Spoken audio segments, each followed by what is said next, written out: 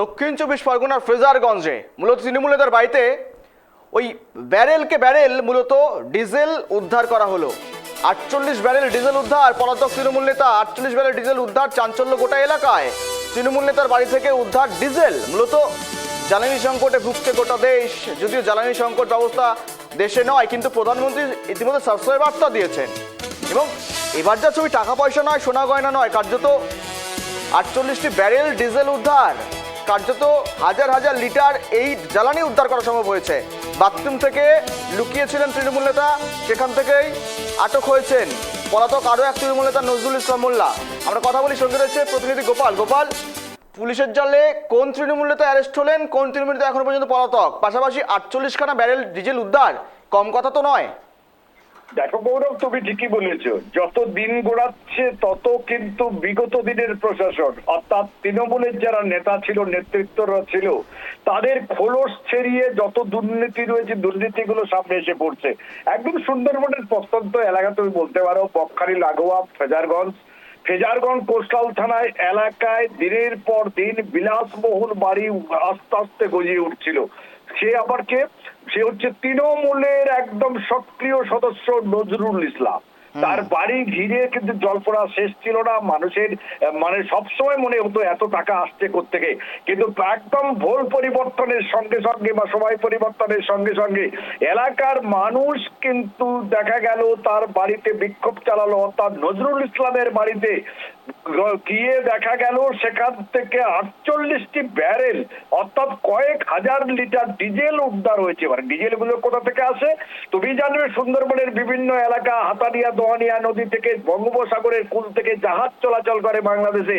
তাদের সঙ্গে কারোর সঙ্গে যোগসাজশে কিংবা হুমকি দিয়ে এই সমস্ত ডিজেল আনা হতো, ডিজেল গুলো বিক্রয় করা হতো চোরা যাবে বলে জানা গেছে। খবর পেয়ে হাজার হাজার মানুষ ঘেরাও করে, ফেজারগঞ্জ কোস্টাল থানার পুলিশ আসে।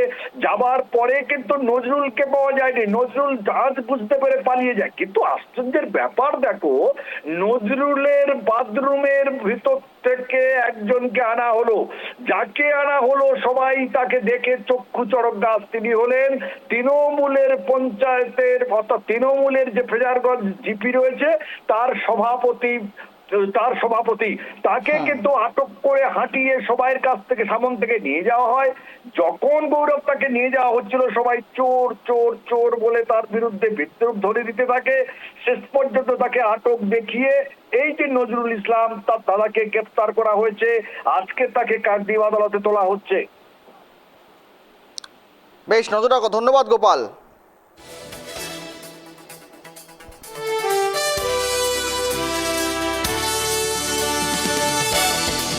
নজরুল নামক একজন ভদ্রলোক এখানে দীর্ঘদিন ধরে বিভিন্ন অবৈধ ব্যবসার সাথে উনি যুক্ত। এই সময়কালের মধ্যে ওনার বাড়িতে আজকের ডেটে প্রায় 1000 লিটারের বাইরে অবৈধ তেল, যে তেলের কোনো ক্যাশ মেমো নেই। আমরা বিক্ষোভ দেখাচ্ছি প্রশাসনের কাছে, এই তেলকে ইমিডিয়েটলি উদ্ধার করতে হবে এবং ওই নজরুল ইসলামকে গ্রেপ্তার করতে হবে। এটা আমাদের মূল দাবি। নজরুল শাসক দলের মদদে বেড়ে ওঠা একটা অবৈধ নাম হচ্ছে নজরুল। তৃণমূল কংগ্রেসের শাসক সে সময়, এবং সেই তৃণমূল কংগ্রেসের সময় ইনার বাড়বাড়ন্ত। উনার মূল কাজ যেটা বললাম আগেই, উনি খুব একটা বেশি ফিজিক্যাল ওয়ার্ক করতে উনাকে আমরা কেউ দেখিনি। উনার যেটা মূল কাজ, সমুদ্রে যে জাহাজগুলো ডুবে আছে সেই সমস্ত জাহাজগুলোর মালপাট তোলা, কালোবাজারি তেল বিক্রি করা, শাসক দলের সহযোগিতায় বকখালি যে পার্কিং মাঠ, সেই পার্কিং মাঠে দখল করে সেখান থেকে তোলাবাজি করা, এই সমস্ত